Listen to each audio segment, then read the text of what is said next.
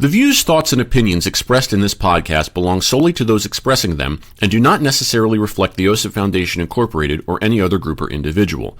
This podcast may contain dialogue or subject material that could be considered for mature audiences only. All aspects of how you play the game and the OSIP Foundation Incorporated are protected by copyright and other state and federal intellectual property laws. Unauthorized use without the express written consent of the OSIP Foundation Incorporated is strictly prohibited.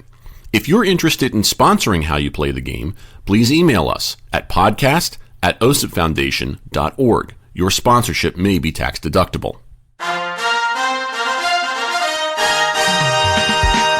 Well, pop some ibuprofen and ruin the pancakes. It's time for How You Play the Game, the official podcast of the OSIP Foundation Incorporated. Yours truly, Jack Furlong, with you as we talk about what's going on as far as the world of sportsmanship is concerned. This is the first episode of the month of April in the year 2025. Glad you can be with us. As always, check us out online at osipfoundation.org.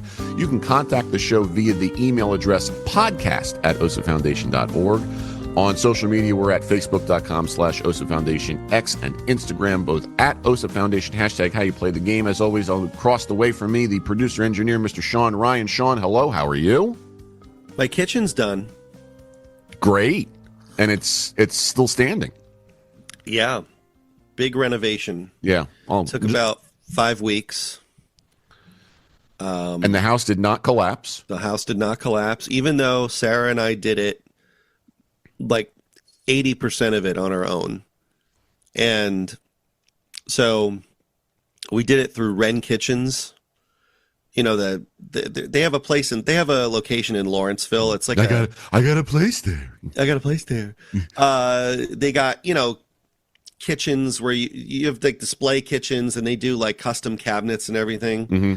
So they designed it, and we had someone come install the cabinets, which took 2 days. That's a burden and a half for a normal person. So well, they did that, and honestly, it was great because they only focus on just your project. Yeah, they don't go around and do other projects in between. So it took 2 days for them which is remarkably quick, to install the cabinets and the countertop. And then we did the floors, backsplash, paint, spackle, electric. And my dad helped with the electric, but it saved us like probably $5 or $6 grand. It's like they wanted to stop focusing on the importing and focus more on the exporting. Came out of nowhere. Yeah. I just finished watching that whole series again. Good. Now I'm watching Curb. Good. So that's usually my cycle of old shows. You know how like you have your Bond cycle, which we'll talk about in a moment. Of course. But I usually start with a Golden Girls run, and then I do Seinfeld, and then I do Curb Your Enthusiasm, and at some point I make my way back to Golden Girls again. And for a while I've been watching Three's Company as well. Okay. So I might do that before Golden Girls because it was an older show. Got it. So I'm just going. The cycle continues. There's nothing wrong with that, especially because the world of binge watching has expanded so significantly. Yeah. I'm a big supporter of something like Pluto TV because it's 100% free, and like I just turn on the I Live Lucy channel.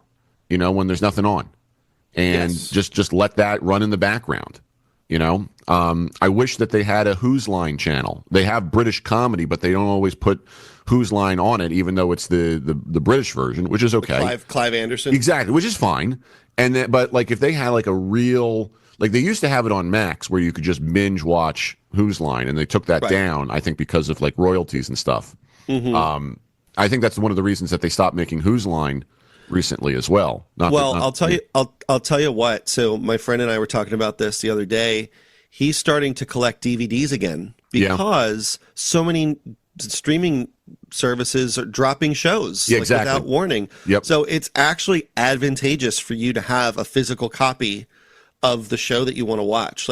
I've been starting to do that too. So I have all the Seinfeld seasons. I have Monty Python's Flying Circus. I have the Golden Girls. I have The Office, Yeah. Curb Your Enthusiasm. I'm looking to expand a physical collection because you never know. Well, it's the same. I mean, I'm sure that could be a portent of what's to come with even music to a degree, because a lot of this is, released on these streaming services where you're essentially renting. You're not owning a physical copy or even just a digital copy. Yep. And they could pull stuff at any time. So Well, it's the subscription-based model, right? Right, and it's also all started with phones. I mean, Right.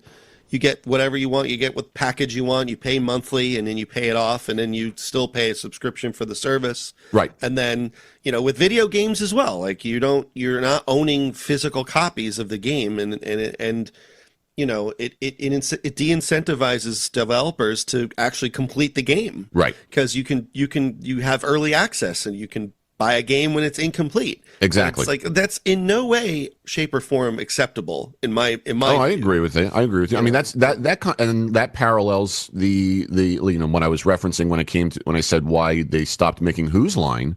It's because with this model continuing, you are supposed to be paying royalties to the people who make the show, essentially, and the digital royalties, the streaming royalties, Right. are so new that there's that fight right now for it. Yeah. And I mean, it's kind of a fight 25 years too late. That started with like the Napster area. Yeah, and which by the way, I heard is they're trying to come back with something, but. Really? I don't know what it is. I just saw it on LinkedIn. Legal pirating? It's not exactly the same thing, but I just saw there was a sale of Napster, and I was just like, you know what? Wake me up when it involves me, because I'll be over here doing anything else. I heard a great quote. Okay. It wasn't from anyone in particular. It was just, I can't remember who said it, but about video games and not owning a physical copy. Right. It's like, if I have to pay for something that I don't own, then it's okay for me to pirate something without consequences. That's, yeah. Because if I don't own it and I'm paying for it, Yeah. I'm not justifying stealing, but I mean, Well, it makes sense. It's not a theoretical virtue that we may want, but when you consider the practical application of what's happening, it's got. I guess my question then is, you take that to leasing cars. I'm paying for something that I don't own, so what am I supposed? I guess then in that case it would be, I'm going to use this to Uber, or to do ride shares, because Right. I'm essentially pirating the ability to do this, and I'm going to take value out of the car Yep. and put it into my pocket. Yeah. So maybe I'll do Interesting. that somewhere in life. Yeah. I'll lease a car and then I'll just do ride share. There was a cat on my bed. I saw. Doggy, come here.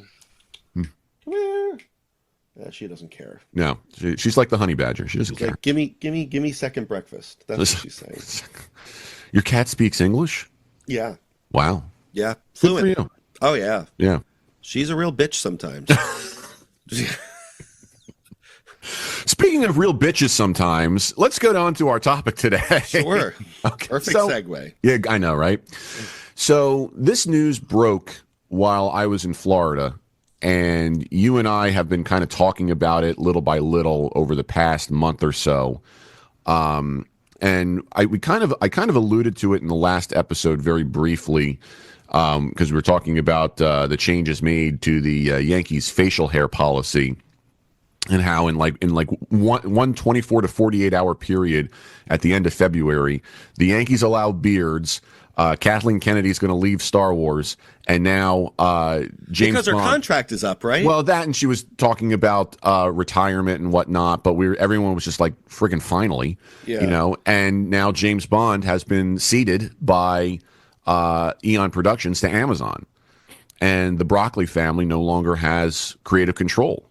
So that's what we wanted to discuss today, because that's pretty monumental. And as we examined the news of what went down and why it went down, there was a level of sportsmanship that pertained to it, especially because of the recent history with the films, some of the stuff that the producers have said and done, and just kind of like the recent emotional expressions that came after that, that kind of led to this, especially as like bits and pieces would trickle out that pertain to exactly what happened. So for to provide background, essentially what happened was the Broccoli family, which started Eon Productions. This was if you do the history of James Bond, Eon Productions was started by Albert Broccoli and Harry Saltzman, and they are the production company that produced the James Bond films, and goes all the way back to 1962 with Dr. No. In the 1970s, Harry Saltzman sold his shares to United Artists, and it became, Albert Broccoli's Eon Productions. And when Cubby Broccoli passed, he kind of handed the reins over to his daughter and stepson, Barbara Broccoli and Mike Wilson.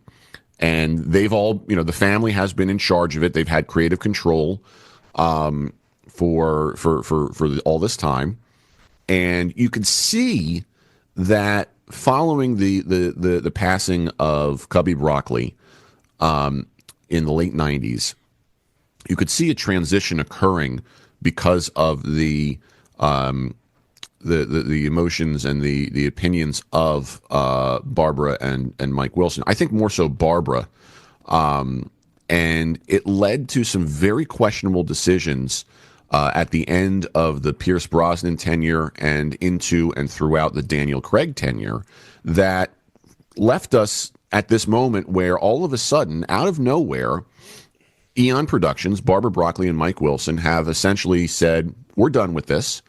We're going to maintain our shares in it, and we're going to be listed as producers, but we will give up the creative control, more than 50%, to Amazon, which purchased MGM, which is the studio that produces these films in conjunction with Eon. And now Amazon has complete creative control of this intellectual property. And the people in the know, the fans who have followed this for so long have just been like, what the hell? And there's a lot of mixed emotions, because I think a lot of people were really, really upset with Barbara and Michael following the Craig era. And it's kind of like a bittersweet thing, because they, like when we talked about The Acolyte, it was kind of the same thing, in that we're disappointed. We want this to do well, and we're really, really upset with what they've done. But we never wanted them to cancel it. We wanted them to rectify it. Right. And here, it's the same thing. We are so. You think it was a result of? No, I don't think it was. I don't think it was a. Sorry to interrupt. That's okay. I don't think it was a complete result of it. But I do think that that it played a small role.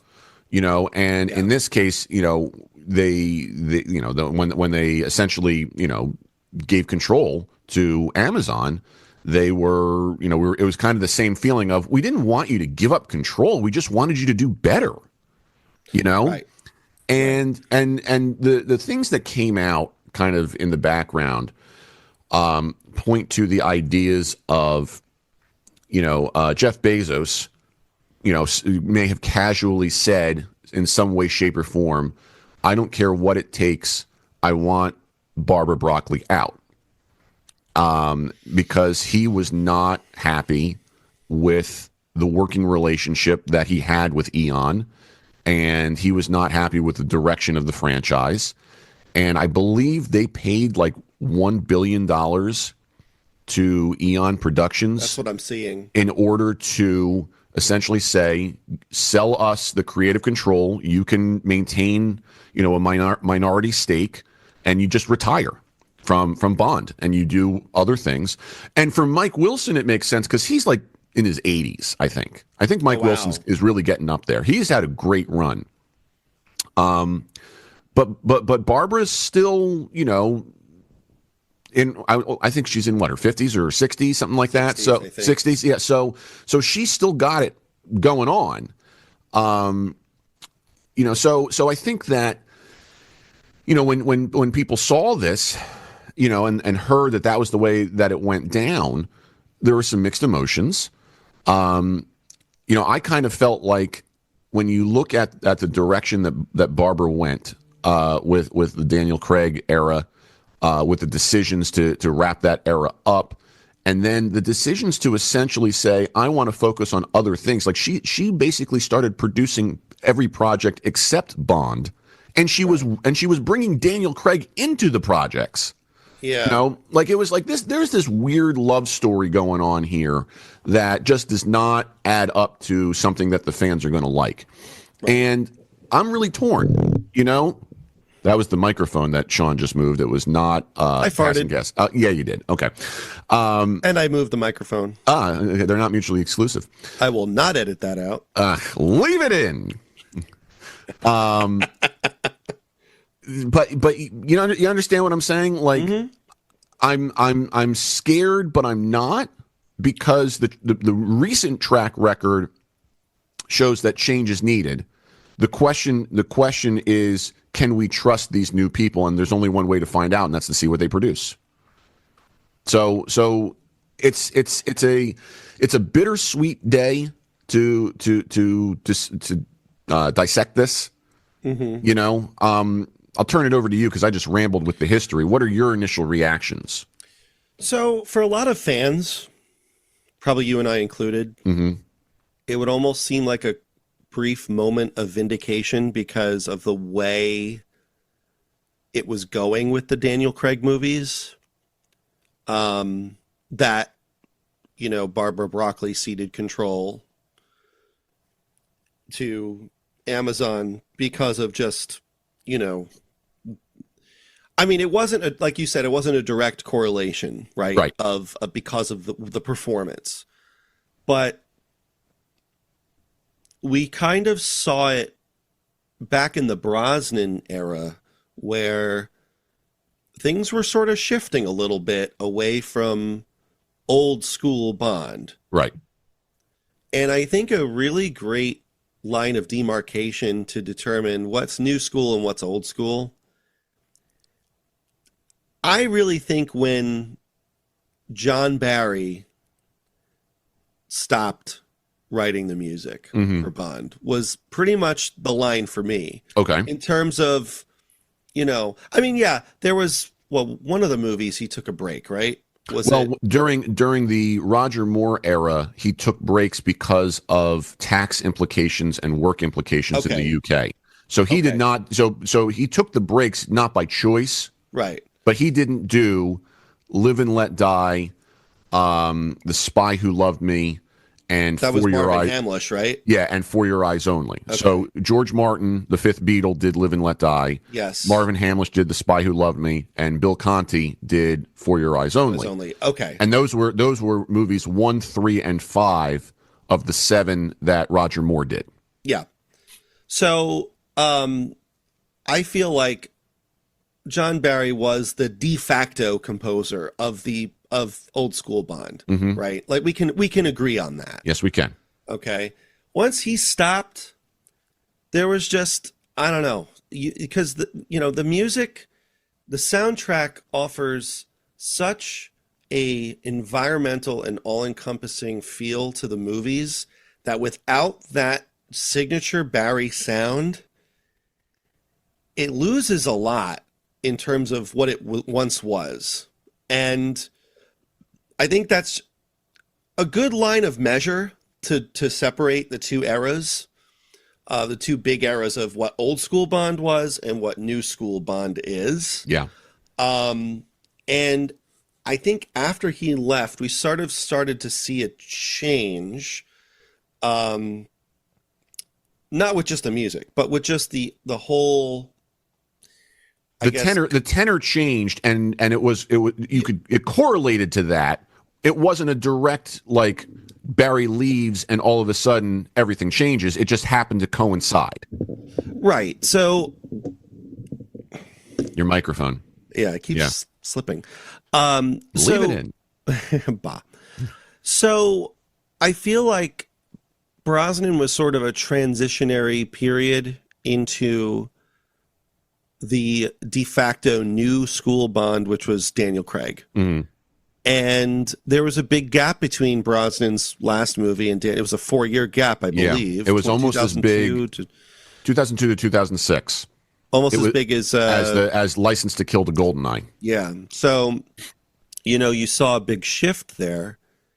And I feel like the character of Bond changed significantly in that we started to get further and further away, not only from the books, because Roger Moore was kind of a leap away from the books in a certain way. And I believe that when I believe Ian Fleming was alive to see Dr. No, right? Yeah, Ian Fleming died before the release of Goldfinger. Okay. So he had said that Connery was as close as it could have been to his character in the books. Right. Which is, that's fantastic to hear that, right? As a producer and absolutely, as an actor and as a project, like this is pretty damn close to what I wrote. And there's something to be said about that. But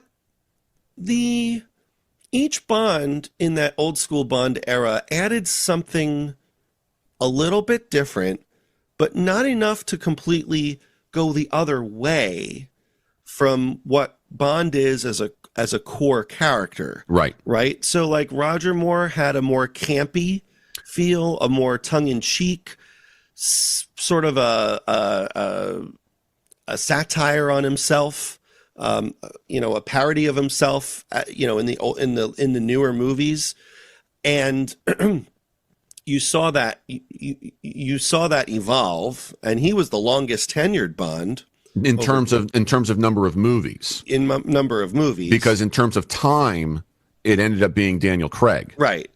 But in terms of the movies, you could see how he evolved. Yes. Right. And then you went to Timothy Dalton, who was a bit darker. Right. Right. But still maintained those tongue-in-cheek characteristics, that sly characteristic. And then you had George Lazenby, who was hard. It's kind of hard to tell because he just did one movie. Yeah, he was the one-off. But, there was that nice little transitionary period between Connery and Moore. But even though it went back to Connery again for one movie, but each old school Bond had something new to add to it. And even Brosnan added some more, a little bit more of a modern feel to the old school Bond, but still maintained a connection to that old school feel. But then when we went to Daniel Craig, so much changed at once that it just, something wasn't right. Yeah. And I saw, when Casino Royale came out, and that was Craig's first movie and a remake of the original. But I noticed as soon as I started watching it, something was off in my mind. I was like, well, he's blonde, first of all. Right. Which is a no-no. That's a no-no. Okay.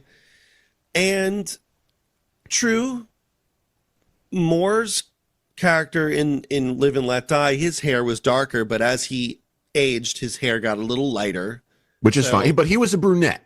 It was a lighter brunette, but he was like a true auburn. He was a true brunette. Chestnut with auburn highlights. Nice. Okay. So tell me you have a hair fetish without telling me you have a hair fetish. Without having hair. Without having hair. But when you have this big shift to a blonde Bond, and that was sort of like the catchphrase, Bond is blonde. Yeah, James Blonde. But what really got me was his other parts of his physical appearance. He was so this jacked. Guy was buff. Yeah. And I'm like, that's not Bond at all. No, he's supposed to be out of shape. Yep. Slender, He's supposed to be, I mean, he's smoking and drinking martinis all the time. What do you expect? He's an ordinary man that has extraordinary things happen to him. Right. He smokes too many cigarettes and he drinks too many martinis. He's a victim and a benefactor of circumstance. Yes. So, but Daniel Craig was, I feel, the direction they wanted to go with him was so modern that we completely negated most of the old school Bond. Yes. And when you have this lineage of Bonds dating back to 1962, Yep. you don't, pardon the language, you don't fuck with that. Yeah. You know, you don't, this is like, kind of like Star Wars in that way, where you have that history of what it's supposed to be.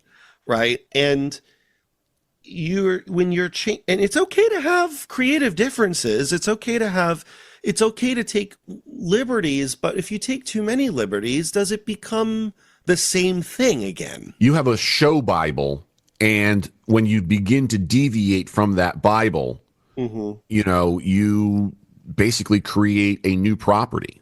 Right. You know what? Name it something else then. Right. If you're going to do that, great. If you want to, and I've said this before, like if you want a female Bond or a black Bond or a Hispanic Bond or, any other type of identity, great. Make it a different 00 agent. Yes. Fine. But not 007. Right. Give him a different name. Give him or her a different name. Give them a different makeup. Give them a different theme song. Different story, different character arc, whatever. Yep. Totally fine. Yep. And I would watch that because it still takes place within that universe. Mm-hmm. Great, fine, no problem. But when you mess with the character to the point where it becomes less of what we know and this new melange of action hero, which doesn't really call back to the original, you're losing a large portion of your audience. Right. Although you're gaining some people, your core fans are kind of scratching their heads a little bit. Right. What's going on here? I sort of lost faith in I didn't see No Time to Die. Me neither. And because I'm almost afraid to, because you and me both. I don't want to watch. It's for those of you who don't see it. I don't want to spoil it, but right. You'll probably know about the ending. And the one thing about the ending is that spoiler alert, Bond presumably dies. Right. And that's a huge no. Yes. He's supposed to escape. He's supposed to get the girl in the end. Every single time. You cannot, where do you go from there? Yeah. You cannot end it like that. And I think that when the Broccoli family and, Eon Productions and MGM Studios sort of ceded control to Amazon, I thought in my head, I thought this is almost a breath of fresh air because of the direction that we've gone. And maybe we can turn this around. But then, because, when I look at Amazon and what they've produced, like the show Fallout, which was based off of the video game, I thought was very good. I thought that was an excellently produced show. They did a really good job with that, actually. I was surprised, pleasantly surprised. And in my mind, I'm thinking, will they go back? But then you have, you have the other side of it where will they go even further away from what Bond is supposed to be? Right. And this is the problem, because as someone who is so devoted to a craft, but then they get tired of it and just write away the rights to someone else, is that the equivalent, is that the producer equivalent of phoning it in? Like, I don't really care anymore. I mean, it's one thing to say that you're tired and that you want to quit and that, you know, you're sick of it, and you have every right to do that. But are you thinking of the fandom? Are you, wouldn't it behoove Amazon to say, okay, we'll have creative control, but it would be the right thing to do to consult the original crew on some things, right? Should we go in this direction? What do you think? Right. Go to the old guard and say, hey, listen, we're thinking of doing this. Do you have a take on this? Which, to completely divorce yourself from something because you're tired without thinking of the consequences and what the fandom thinks, you owe it to your fans really to stay a little bit invested. I mean, if not you, maybe appoint someone who has been around for a while to be, and if need be, consult you about it. It's not that much work, I would imagine, if you're not, if you're 10% invested in 20% even, okay. I mean, you still have time to work on other things. I just feel like this turning over the keys thing because you just want to wash your hands of it sort of further solidifies what a lot of the fandom thinks about the direction that the Daniel Craig movies went in which they went. And and even though Barbara might not directly admit that, by her just washing her hands of it and giving it off to someone after the relatively poor reception from the old school fans of the new movies, she's kind of proving our point, in a way, by doing that, right? So the sportsmanship angle of this, in my view, is there should have been more discussion over who has creative control of what aspect of the films. Like, when it comes to Bond themselves, the character of Bond, there's a bill you have to fit. Right. It's not just you can't have anyone. Like, there has to be tall, dark, handsome, slender, slightly out of shape, British, or someone close equivalent to the United Kingdom, right? Of that. I was going to say white, but you could say lighter skinned, because let's say you have someone who is Hispanic, right? Okay. But they are of the Isles and they have the accent, and their skin is light enough where they could pass for, but still dark. You know what I mean? It's the equivalent of saying between like Brosnan, who had an Irish accent, or Lazenby, who had an Australian accent. They were so adjacent to it, right, that it worked. So you're suggesting that, you might have personal, Hispanic heritage, but you can easily pass as the Scottish, British, Irish version of the character. Right. And it just as someone who is white but so tan could be Hispanic. Right. Yeah. Who couldn't be because of not because of their race, but because of the their skin color. Yeah. Right. So those two things should be separated. Fair. I think that, everyone who fits the bill should be given a fair shake. But if they want someone who doesn't fit the bill, make them another 00 agent. Do another character. Yeah. Great. No problem. And move on.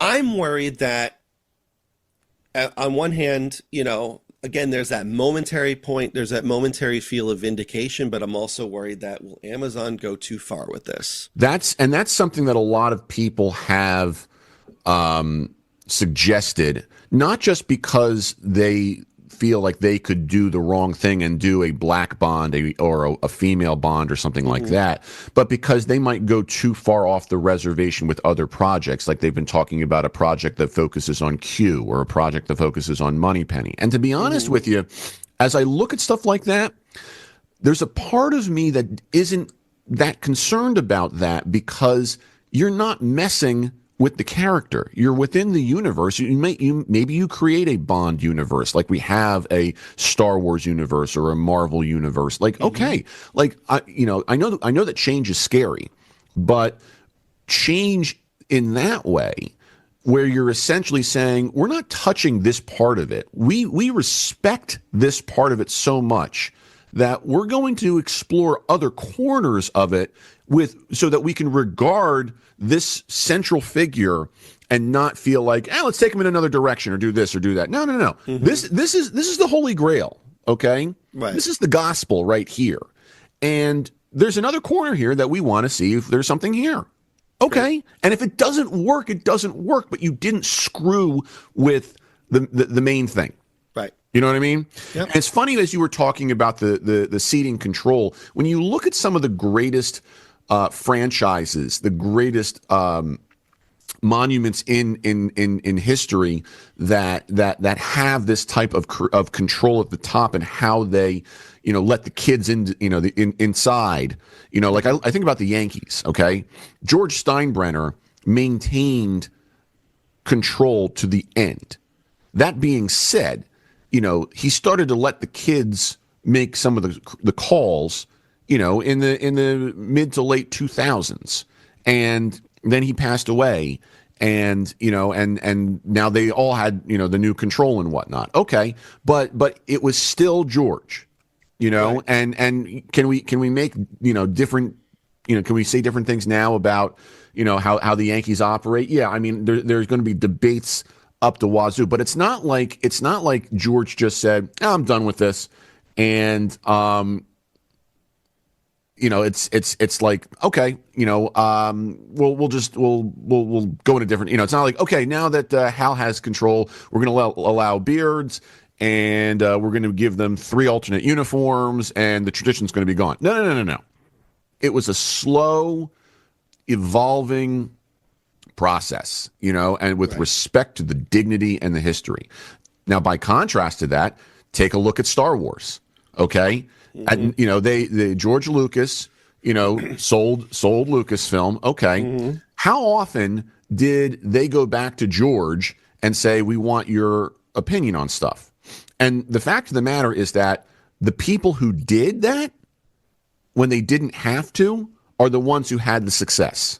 So when Jon Favreau and Dave Filoni checked in with George about certain parts of their projects, that's one of the reasons I think The Mandalorian and that part of the Star Wars universe is so successful. Right. By contrast, Kathleen Kennedy and J.J. Abrams, did not. Ryan Johnson especially. I point to Kathleen Kennedy as the main person with this. But look at the sequels. Look at The Acolyte. Look at that part, and you're just like, no, because you did. Yep. You did not do that. Okay. One of the biggest flubs was the Last Jedi. Yep. And the portrayal of Luke Skywalker. Yep. Mark Hamill and Ryan Johnson were at odds the whole time. Yep. And when you are consulting with you are working with the actor who played the original role, wouldn't you want to maybe defer to him a little bit more? Like, he probably has some insight on the character that you might not have. Right. Especially since he was, he is Luke Skywalker. Yes. So, that's a great example of poor sportsmanship, because very much so.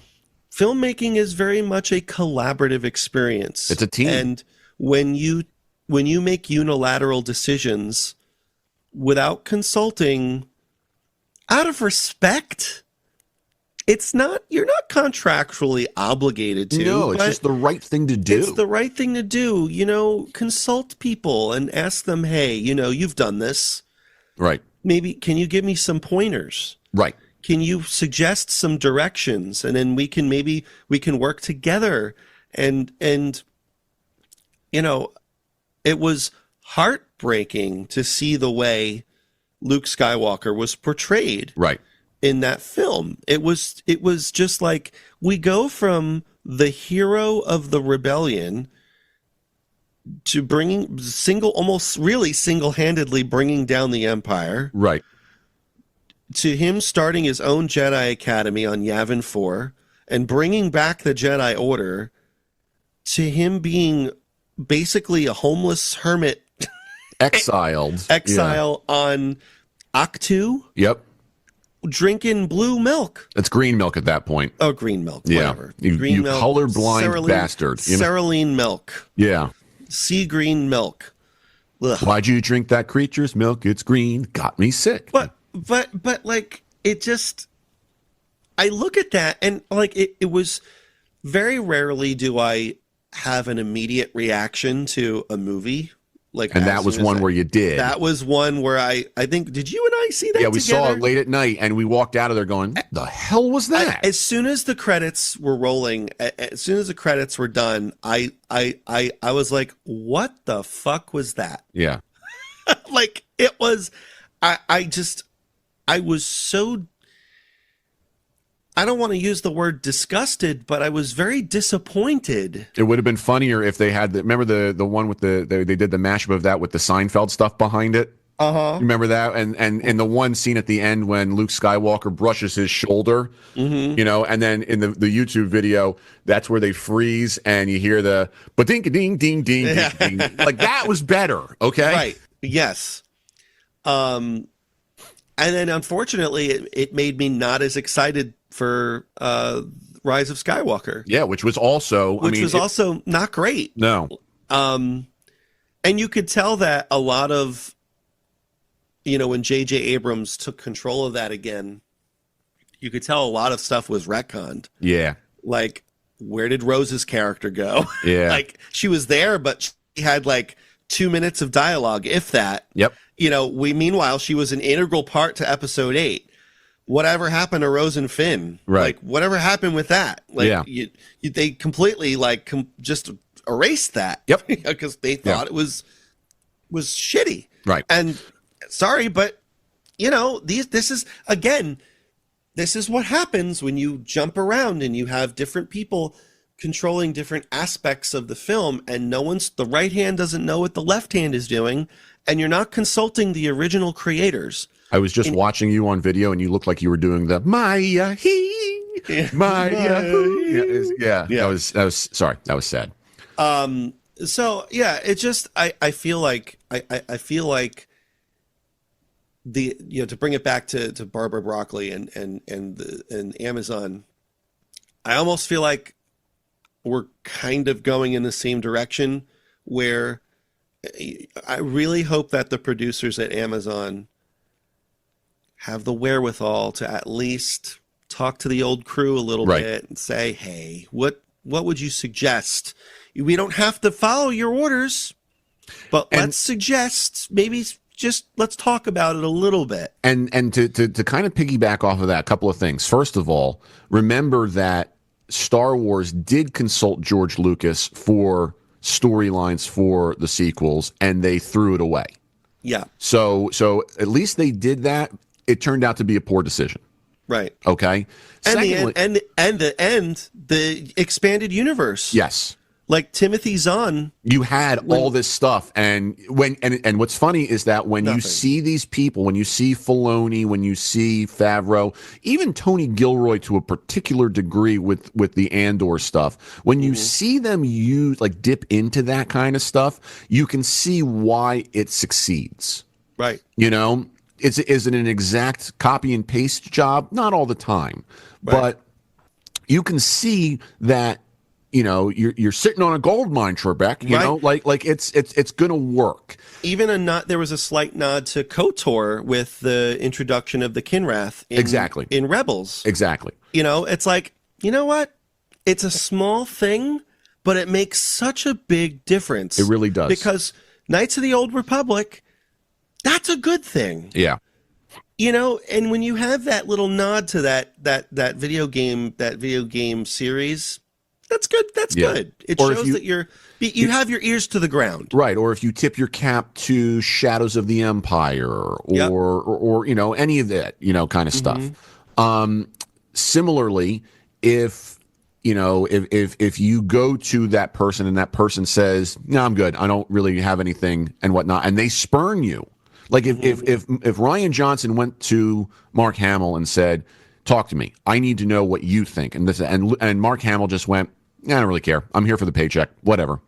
Then all of a sudden, now you're like, that's okay, a different story. It's a completely different story, but that's not what happened, And that's where, to bring it back to Bond, Cubby Broccoli, even as he was getting on in years, even as he was letting the kids in the tent, still did it his way.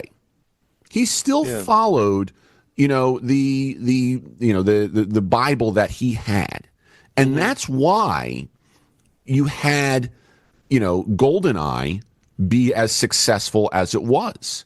Okay, and I mean that in and of itself is what I think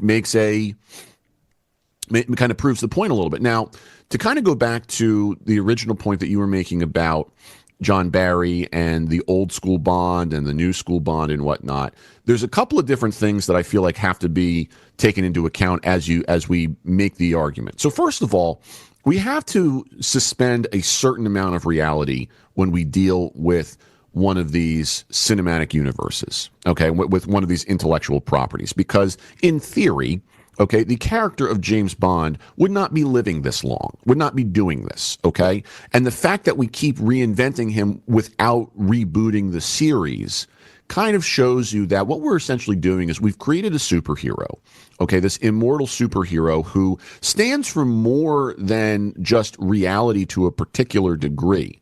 And perhaps everything else around that superhero moves in time. Like if you look at some of the other characters, the character of M has been recast and we know it's a different person every single time, Q is that way. I can even make an argument that Moneypenny and Felix Leiter and Bill Tanner are that way, But Bond, in and of himself, pre-Daniel Craig, has always been the same person. The character portrayed by Sean Connery was the same character portrayed by Pierce Brosnan. Okay, and they referenced that. Okay, so that's number one. We're going to do that. To reboot it the way that they did with Daniel Craig is like a giant middle finger to the Bible of the character in that fashion. You could have gone in so many different directions. And I understand that they wanted to make the Daniel Craig character the anti-hero. They wanted to make him the blunt instrument, okay?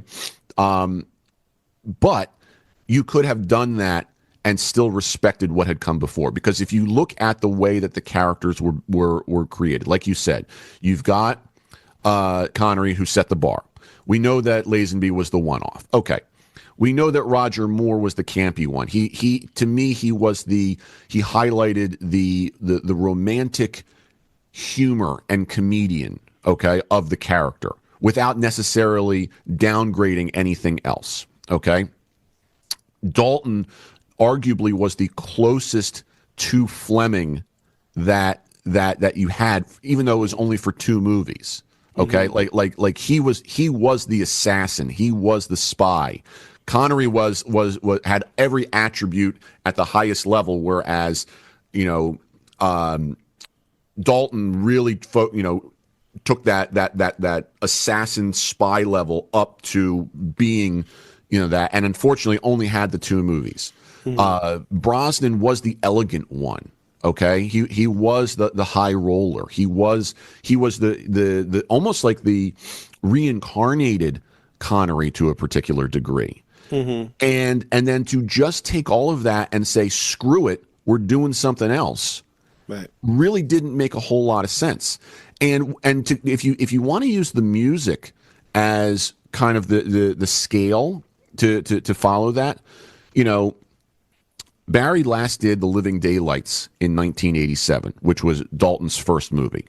And ironically, that's where I cap my Bond moviedom, you know, in the way I fall asleep to them over 2 weeks, you know, because when you get to License to Kill, they took such a left turn, and I understand why they did it. But remember, License to Kill was not well received. It was the first one to get a PG-13 rating. They had Michael Kamen do the music from, I believe, Die Hard. You know, it was a complete change.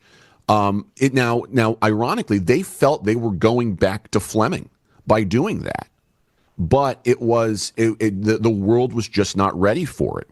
And it proved the point that you can't make that drastic of a change that quickly.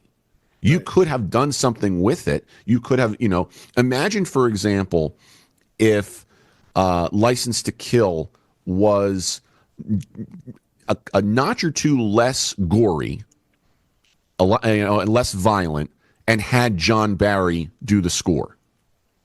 Okay? We're not talking about License to Kill the same way.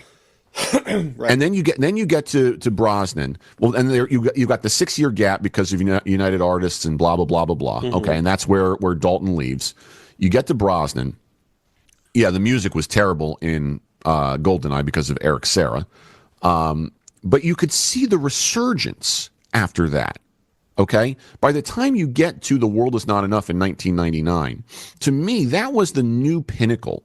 That's one of my favorite films, you know, in the entire series, aside from Denise Richards being unable to act her way out of a paper bag. You know, Christmas Jones. Yeah. Like, other than that, that film I thought was spectacular. And they pushed certain boundaries, not like to take the character of M out of the office and make her captured, you know, whatnot. But you didn't kill her off. You didn't do, you know, you just explored it a little bit. Okay, fine.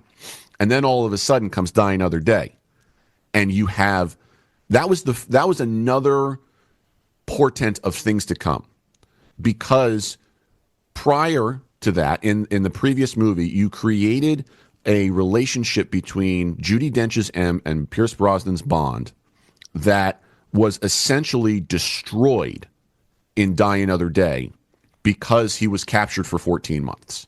Right. And that's another departure from the character that made Die Another Day so terrible. You have a character who, when he is captured, and he gets captured, okay, he doesn't, you know, just waste away in prison. Right. Somehow he gets out. Okay?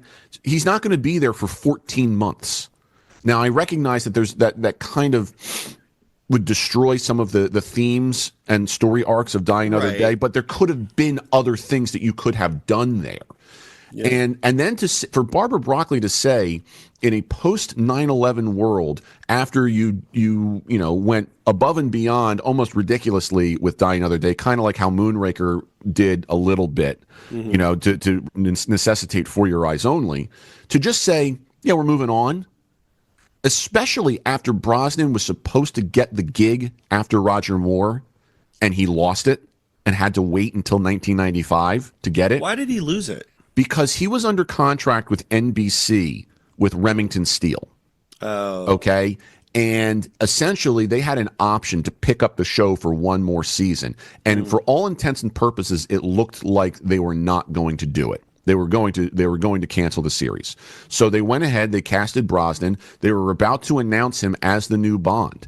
And at the 11th hour, NBC announced, you know what, we're going to pick it up again. And all of a sudden, he was contractually obligated to go back and make Remington Steele, and could not take on the role of James Bond for The Living Daylights. And so that's where Dalton came in. And so when Brosnan and Brosnan was pretty clear in that he said, I wanted to do 5 films and then I would have been done. You know? And they just said no. And I was like, how do you do that? how do you know what you've got here? You've got the golden goose. Right. And this is what you end up doing? Yeah. And to create the anti-hero, the blunt instrument that you think is Fleming, okay? But you completely miss the boat by making him blonde, giving him a six-pack, okay? Like these are the things that you don't do. If you wanted to do that, look back to the way Dalton did it and go that route. And instead, It's just like, we're tired of this. Let's just kill everyone off and, say the hell with it. That is such an immature and short-sighted way of saying, I don't care. And Barbara Broccoli claims that after Casino Royale, Daniel Craig came into her office and said, you need to kill the character off. And if that's the case, shame on them for casting Daniel Craig and for allowing him to make those decisions that way. Right. Because we know for a fact that the reason No Time to Die continued to take hits, in pre-production, going through directors and writers and whatnot, is because when they were told they wanted to kill Bond off, some of the big names attached to it are like, hell no. Yeah. I'm not going to be known as the director who killed James Bond. Right. What are you, high? No. Yeah. Like, so that's it. Just how do you not see the writing on the wall? Right. You know what I mean? Yeah. And to go down this road, as you said, to essentially just give control up like that to Amazon does reek of that washing hands. And I'll give Mike Wilson a little bit of credit. He's old. Okay, he's in his 80s. If he said, look, it's time for me to kind of take a step back, and it was just him, kind of saying like, I'm still going to be there, but I really got to give more of this to Barbara, etc. That would have made a lot of sense. I think that, we could have respected that. Instead, Barbara's just like, no, I want to do other things. Like, Barbara, I respect the fact that you want to do other things, but your father would not have wanted this. Right. I hate to say it that way. Your father had a big thing about saying, don't let the big studios fuck this up. Right. Okay? He was really, really big on that. And he maintained that from the time he started to the time he died. Yeah. And unfortunately, it just didn't work out. So, like you said, there's a reprieve to a particular degree. There's a little bit of hesitation and apprehension because you're scared that a new entity could screw this up. But at the same time, if Barbara was going down that road, this might be the best thing for everybody. Yeah. But we have to wait and see. Yeah. And they've already hired new producers through Amazon. Amy Pascal, who was the head of Sony when they produced Casino Royale and Quantum of Solace. Okay. All right. And the other dude is David. I'll get this guy's name right. Hold on.